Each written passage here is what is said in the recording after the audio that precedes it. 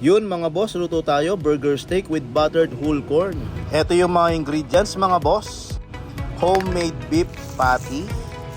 Tapos boss, meron tayong carrots, mushroom, meron din tayong whole corn, butter, tsaka beef cube. Prepare tayo ng kawali na may mantika. Pirito natin yung mga patty natin mga boss. Yan, pirito lang natin mga boss hanggang sa maluto sila. Yan, balik-baliktad natin mga boss. Mekos-mekos mo mga boss. Tapos boss, luto natin yung buttered whole corn mga boss. Lagay tayo ng kernel corn syempre, tsaka yung mga carrot, pagsama-sama lang. Tsaka natin lutuin yung gravy boss, yung with mushroom mga boss. Maglagay lang tayo ng butter mga boss, tsaka yung mushroom syempre.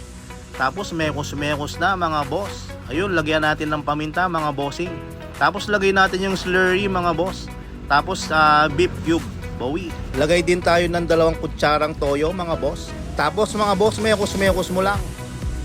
Yun, plating na tayo mga boss. Kuha ka lang ng plato mga boss at saka white rice. Piritong patties, buttered whole corn, tsaka yung gravy with mushroom mga boss.